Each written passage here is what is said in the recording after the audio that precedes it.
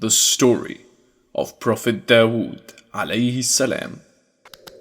Do you know how Talut took his small team of men to fight against the huge army of Philistines?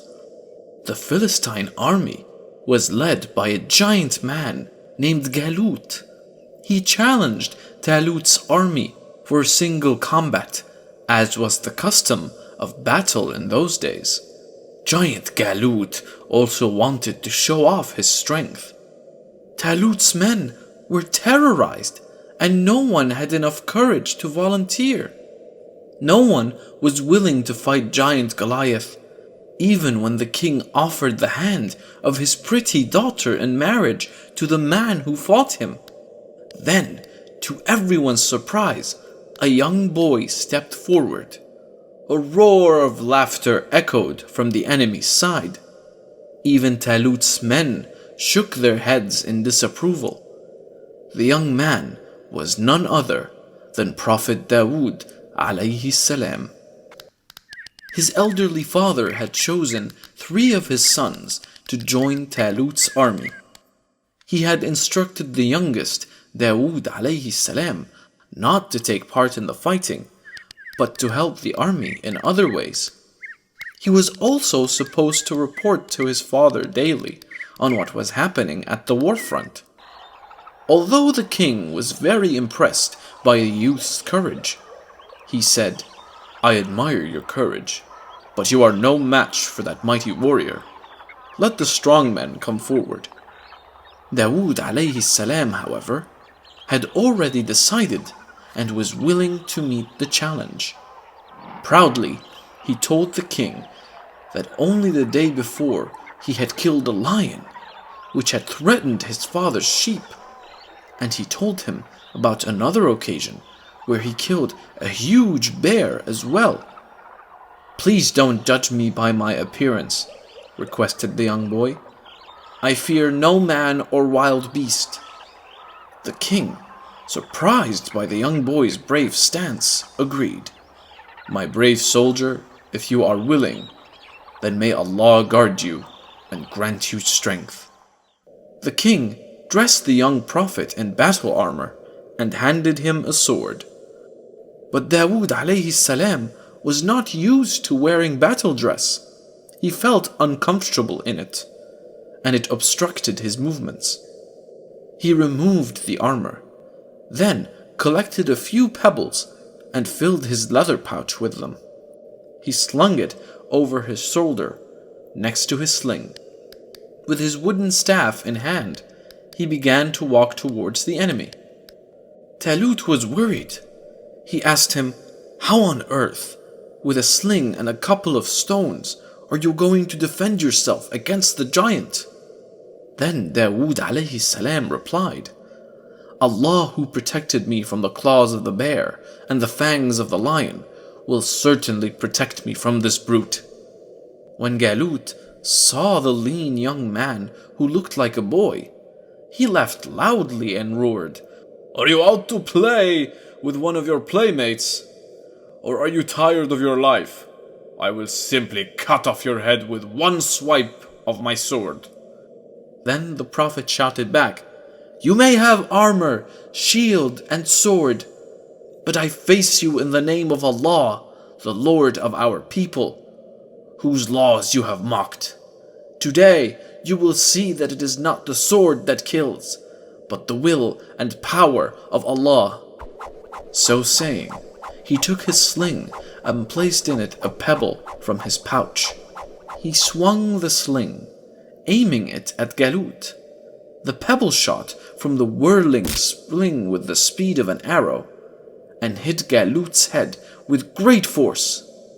Blood gushed out, and Galut thumped to the ground, lifeless, before he even had a chance to draw his sword. When the rest of his men saw their mighty hero slain, they took to their heels. Dawud alayhi salam became a hero overnight. People cheered and welcomed him. Talut kept his word and married his daughter Mikal to the young warrior. He also took him under his wing as one of his chief advisors. The Prophet became the most famous man among his people.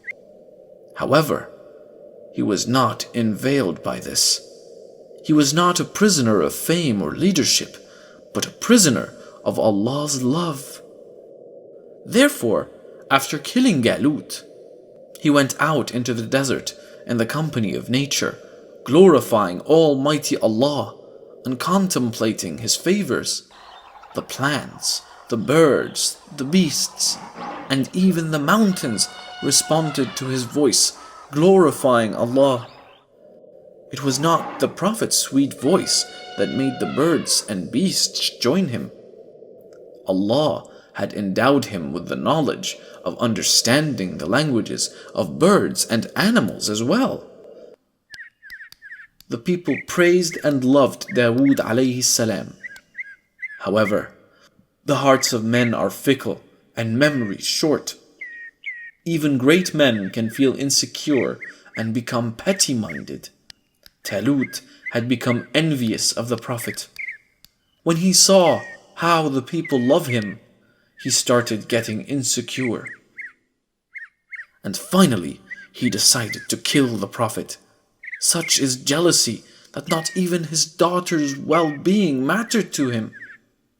Mikhail learned of her father's plans. She hurried to her husband and warned him about the plans. The Prophet gathered some food and things, mounted his camel, and fled. He found a cave in which he remained hidden for many days. After a while, his brothers and some citizens too joined forces with him. The situation of Talut had grown very weak by now. He started ruling with a heavy hand. He ill-treated his subjects and tortured them. He terrorized his soldiers as well. This worsened his position, and his subjects began to slowly turn against him. When Talut heard the news that some of his citizens had joined forces with the Prophet, he was really angry. He then decided to go to war against the Prophet. They traveled through the valleys for many days to find the Prophet and his army. They had traveled a great distance by now, and all of the men were overcome by fatigue. They decided to rest for a while in the valley, where all of them soon fell asleep. Talut, who was very tired as well, slept in a cave too. It was then that the Prophet quietly crept up to him, removed his spear, and cut off a piece of garment with the sword. The Prophet then climbed the nearby mountain and shouted, "O King!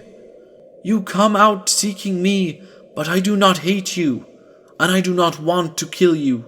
If I did, I would have killed you when you were asleep. Here is a piece of garment. I could have killed you instead of cutting this piece of cloth, but I did not. My mission is that of love, not malice." Talut realized his mistake and begged for forgiveness.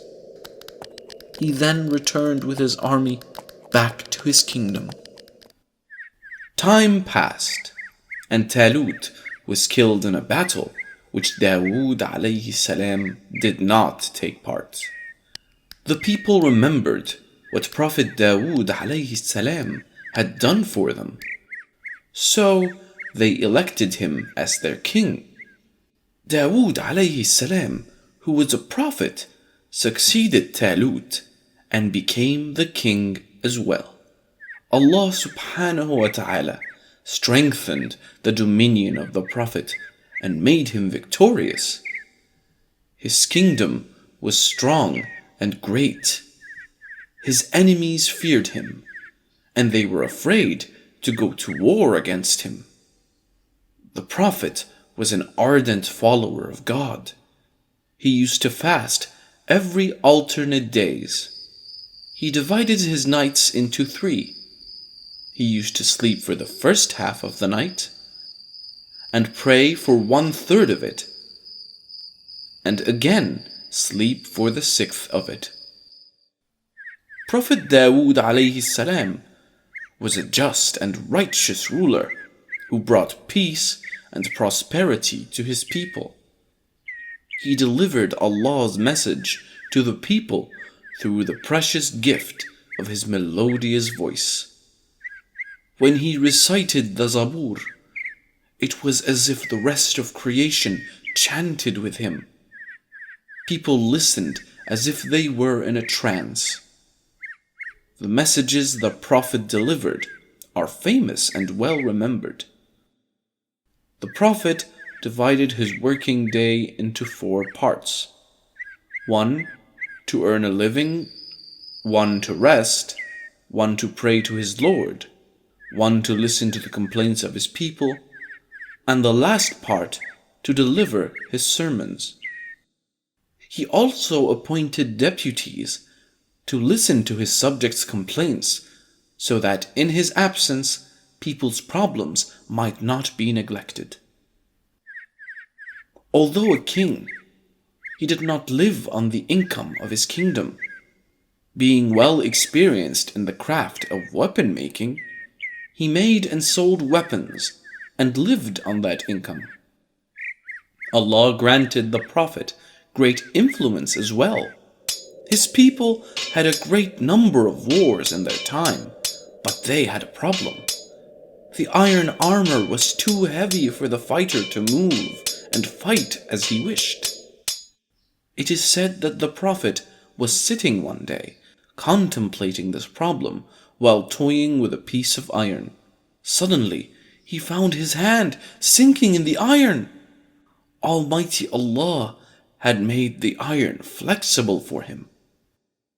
Dawud alayhi salam was blessed with a son named Sulaiman alayhi salam, who later became a prophet as well. The child was intelligent and wise, even as a child. When the following story took place, Sulaiman alayhi salam was 11 years old. One day, Dawud alayhi salam was sitting as usual, solving the problems of his people, when 2 men, one of whom had a field, came to him. The owner of the field said, "O dear Prophet, this man's sheep came to my field at night and ate up the grapes. I have come to ask for compensation." The Prophet asked the owner of the sheep, "Is this true?" He said, "Yes, sir." Dawud said, "I have decided that you give him your sheep in exchange for the field." In the meantime, Sulaiman alayhi salam spoke up. "I have another opinion," he said. "The owner of the sheep should take the sheep and make use of their wool and milk until his field is repaired. When the grapes grow and the field returns to its former state, then the field owner should take his field and give back the sheep to their owner." Everyone present was surprised at the wisdom of this little boy. Prophet Dawud alayhi salam stood up and said, "This is sound judgment. Praise be to Allah for gifting you with wisdom. You truly are Sulaiman the wise." One day, when it was time prayer, Prophet went inside his room and asked the guards to not allow anyone inside. When the Prophet was about to start his prayer, 2 men mysteriously appeared before him. "Who are you?" the Prophet asked. One of the men said, "Do not be frightened. We have a dispute among us, and we have come asking for your judgment." The Prophet asked them what the dispute was. The first man said, "This is my brother. He has 99 sheep, and I have just 1 sheep, which he gave me to take care of. But now he took back the only sheep I had." The Prophet was in a hurry, so he didn't wait to hear the second person and said, "He did you wrong by taking the sheep back." When he gave the judgment, the 2 men vanished like a cloud. It was then that he realized that they were 2 angels sent to teach him a lesson. He realized that he should not have passed judgment before hearing the opposing party. The Prophet cried to Allah seeking repentance, and he never did the same mistake again. Allah forgave him, and the Prophet lived for a very long time. The Prophet worshipped Allah and sang his praises until he died. According to tradition, his death was mourned by 4,000 priests and thousands of people. During the day of burial, the sun was so hot, and the people who had arrived were having a very hard time. It was then that Sulaiman called the birds. Thousands of birds arrived and flew up, covering the sun. Ha ha! This was the first sign of dominion by Sulaiman that was witnessed by the people.